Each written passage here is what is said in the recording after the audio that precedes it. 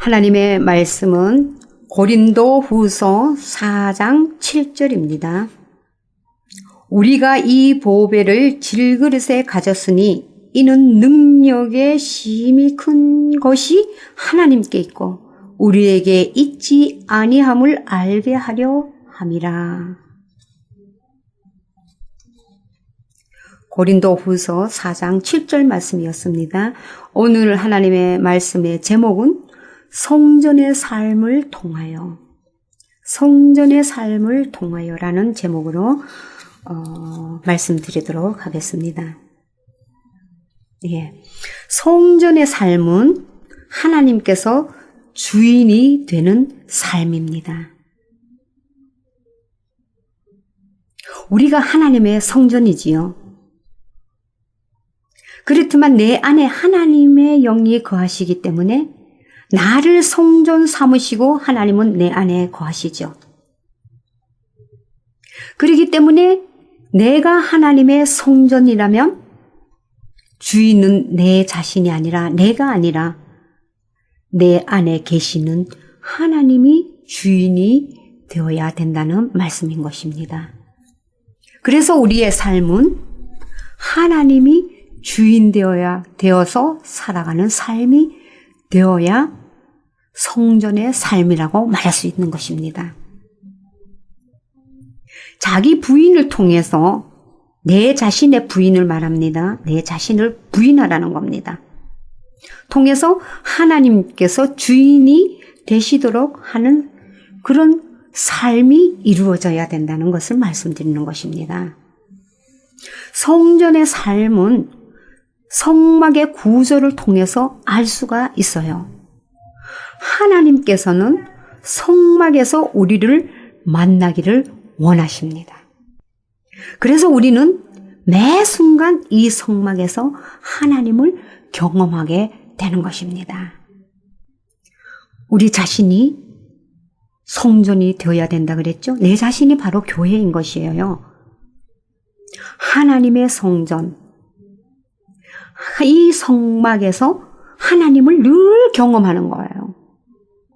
기도할 때만, 예배 드릴 때만, 찬양할 때만 하나님을 경험하는 것이 아니라 내 삶 속에서 성전을 삼으시고 하나님의 영으로 오신 분이 하나님이 영으로 오셔서 내 안에 거하시기 때문에 anytime 내 삶, 내 생활 속에서 어디를 가나 늘 주님이 나와 동행하시고 함께 하시고 그런 하나님을 늘 경험하게 되는 것이 성막의 삶이라는 것입니다. 이스라엘의 역사는 성전을 지키기와 성전을 잃어버리기의 반복의 역사였습니다. 회개하면 성전을 지킬 수 있게 되어 하나님의 영광을 누리고 살게 되고 회개하지 아니하면 성전을 잃고 억압받는 노예의 생활을 하게 되었던 것이에요. 하나님의 영광은 우리의 안, 즉 성소 안에 계십니다. 하나님의 영광은 우리의 안에 있습니다. 우리가 회개하지 아니하면 하나님의 영광을 잃어버리게 되는 거예요. 반대로 회개하면 하나님의 영광을 모시고 살 수 있게 되는 거예요. 회개라는 것이 무엇입니까? 내 방법대로, 내 욕심대로, 내 주관대로, 내 의대로 사는 것을 하나님의 방법대로, 하나님의 사심으로, 하나님의 뜻대로 살아가는 것이 회개인 것입니다. 얼른 돌이켜야 됩니다.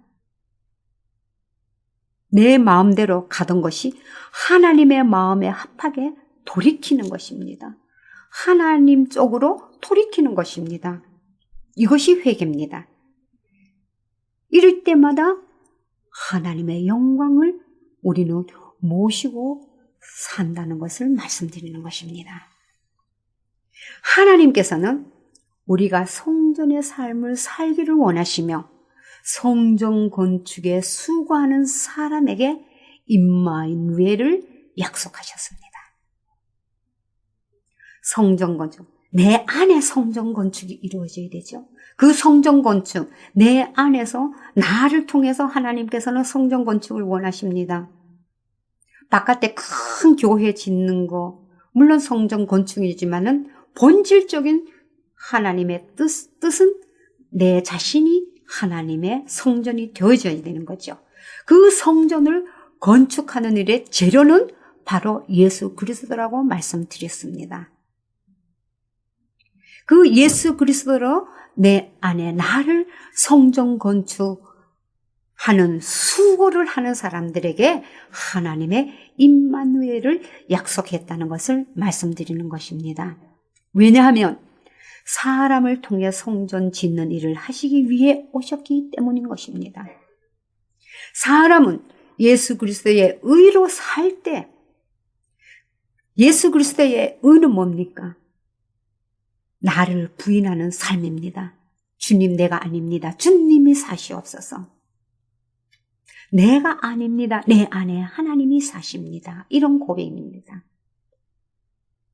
자기 부인을 하고 살 때, 그 삶이 이루어질 때 자기 안에 성전을 지을 수 있게 되는 것입니다. 성전을 지어 나갈 때마다 하나님의 임재가 내 안에 계시며 점차로 하나님의 영광이 여러분 안에 가득하게 될 것입니다. 아멘이죠. 예, 성전을 만들어 나가는 순서는 지성소 안에 법궤 제작부터 시작되어 바깥들의 문을 제작하는 일을 끝으로 이루어졌습니다. 뭐냐면 하나님으로부터 시작되어서 사람에게 이르는 순서대로 기록된 것입니다. 이것은 예수 그리스도께서 아버지의 품을 떠나 낮은 곳 땅에 내려오셔서 우리를 대신하여 죄인이 되신 것까지 이루심을 의미하는 것입니다. 그러나 인간편에서 보면 인간이 깨닫는 순서는 뜰의 문부터 시작이 되지요. 즉 죄인의 모습부터 시작되어 맨 나중에 지성소의 법궤, 즉 하나님의 영광에 이르게 되는 순서로 나갑니다. 하나님께서 인간을 인도하시는 과정이 바로 이 순서인 것이지요. 우리가 죄인이었을 때는 하나님은 멀리 있었으나 일단 문을 통과하면 점점 하나님께 나아갈 수 있도록 인도하시는 순서가 성막의 구조와 똑같다는 것을 말씀드리는 것입니다. 문 밖에 있는 자는 문 안에만 들어가면, 즉 구원만 받으면 된다고 생각합니다. 그러나 문 안에 들어가면 성화에 관심을 갖게 되며 하나님과 더욱 친근해지기 위해서 기도하게 되지요. 우리의 기도를 통해서 성령님께서 인도해 가시는 것입니다. 성막에는 문이 3개가 있습니다. 그 문이 3개가 있는데요. 뜰에 들어가는 문, 성소로 들어가는 문, 지성소로 들어가는 문이 있습니다. 이 3가지 문이 있습니다. 성막에는요. 뜰의 문은 옆으로 넓어요. 뜰의 문은 옆으로 넓어요. 사람들이 많이 들어갈 수 있어요. 사람들이 많이 들어갈 수 있도록 옆으로 문이 너무너무 넓습니다. 뜰의 문은. 성소로 들어가는 문은 옆으로는 좁아요. 그러나 위로는 높게 되어 있어요. 옆으로는 좁고 위로는 높게 돼 있어요. 제사장만 들어갈 수 있었습니다. 이 두 개의 문으로 인해서 넓은 문과 좁은 문이라는 얘기가 나오게 되었던 것입니다. 넓은 문과 좁은 문. 지성소의 휘장으로 된 문은 제사장만 1년에 한 번 들어갈 수 있는 문이지요. 뭡니까? 청함받은 자는 많으나 택함받은 자는 적다. 택함받은 자는 적다. 청함받은 자는 많으나 택함받은 자는 적다. 그리스도 안에 들어온 자는 많으나 하나님의 깊은 곳까지 들어오는 자는 적다는 말씀이 있는 것입니다. 뜰에는 일반 백성이 다 들어올 수 있도록 문이 넓지만 성소 안에는 제사장만 들어갈 수 있어 문이 좁습니다. 오늘날 교회 뜰을 밟는 자들은 너무너무 많습니다. 그러나 구원받은 자는 그렇게 많지 않다는 것을 말씀드리는 것입니다. 이스라엘 백성들이 출애굽한 자는 200만 명이 넘었습니다. 출애굽 애굽 땅에서 출애굽한 이스라엘 백성들이 200만 명이 넘었어요. 그러나 그들은 광야에서 다 죽었습니다. 여호수아와 갈렙 두 사람만 제2세대를 이끌고 가나안에 들어갈 수 있는 것을 여러분들은 잘 알고 있을 것입니다. 이것은 예수를 믿는 자는 많지만 예수를 믿는 자는 많아요. 그러나 자기를 부인하고 예수를 따르는 자는 적다는 것을 의미하는 것입니다. 예수를 따르는 자가 예수님의 제자가 되는 것입니다. 제사장이 되는 것입니다.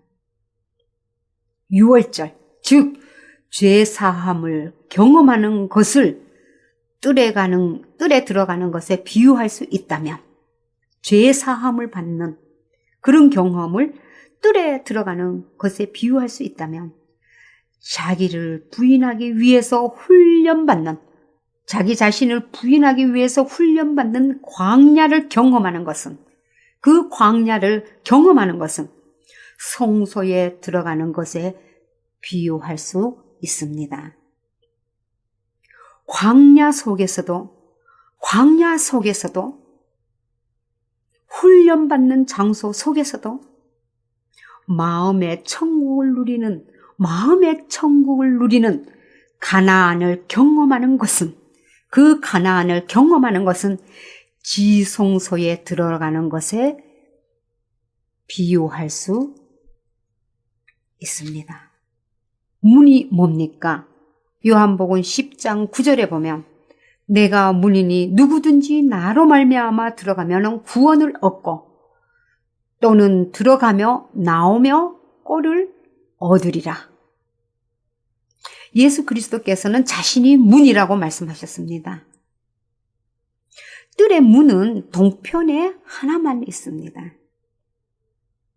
뜰의 문은 동편에 하나만 있습니다. 요한복음 10장 1절에서 3절을 보면은요, 내가 진실로 너희에게 이르노니 양의 우리의 문으로 들어가지 아니하고 다른 데로 들어가는 자는 절도며 강도요, 문으로 들어가는 네가 양의 목자라. 문지기는 그를 위하여 문을 열고 양은 그의 음성을 듣나니 그가 자기 양의 이름을 각각 불러 인도하여 내느니라. 이런 말씀이 있습니다. 하나님께 나아갈 수 있는 길은 여러 길이 있다고 주장하는 사람들이 있습니다. 하나님의 뜻은 모두가 통일되어 하나가 되는 것이지 서로 이해하고 감싸야 한다고 하며 다른 종교도 모두 같이 나가야 한다고 말합니다. 종교, 다원주의를 주장하는 것이지요. 예수를 믿지 않는 사람들에게는 그럴듯한 주장입니다. 예수를 믿지 않는 자들에게 그럴듯한 주장입니다. 그러나 하나님께서는 내가 문이라고 말씀하셨죠. 예수님께서는 내가 문이다. 내가 문이다. 나를 통하지 않고는 아버지께로 올 자가 없다고 말씀하셨습니다. 예, 다시 한번요. 예수님께서는 내가 문이라고 말씀하셨습니다. 나를 통하지 않고는 아버지께로 올 자가 없다고 말씀하셨습니다. 예수님을 통하지 않는 자는 절도요, 강도라고 말씀하셨습니다. 하나님께 나아갈 수 있는 길은, 하나님께 우리가 나아갈 수 있는 길은 예수님의 피 외에는 없기 때문입니다. 예수 그리스도의 피 외에는 어떤 종교도 아닙니다. 천국에 들어갈 수 있는 문이 열리지 않습니다. 문을 들어서면 가장 먼저 경험하는 것이 번제단이지요. 번제단은 죄를 처리하는 곳입니다. 문을 들어서므로 구원 얻은 자가 제일 먼저 확인해야 하는 것은 죄 사함의 확신입니다. 죄 사함의, 내 죄 사함의 확신이 있는 것입니다. 우리는 번제단 앞에서 확실하게 죄를 처리할 수 있어야 합니다.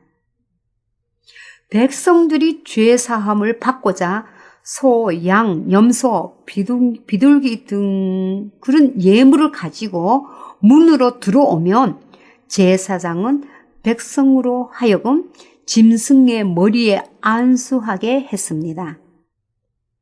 안수 행위는 죄의 정가를 의미합니다. 죄의 정가.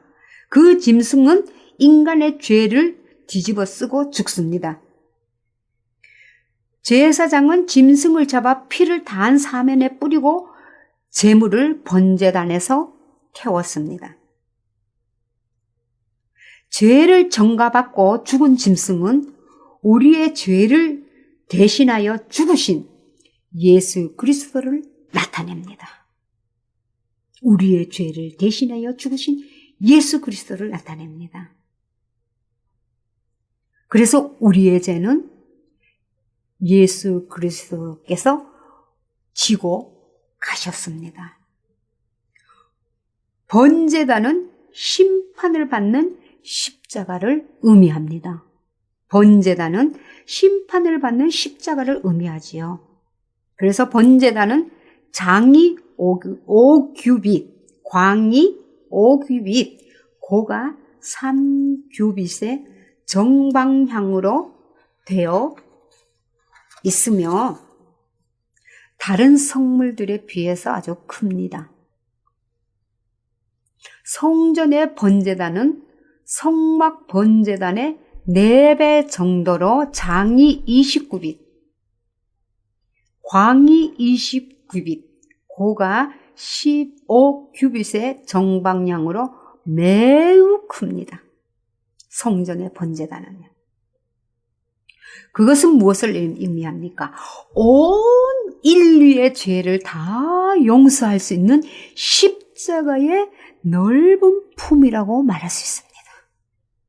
십자가의 넓은 품. 정방향은 죄를 공의롭게 처리해야 함을 뜻하며 이것은 율법의 엄격성을 말하고 있는 것입니다.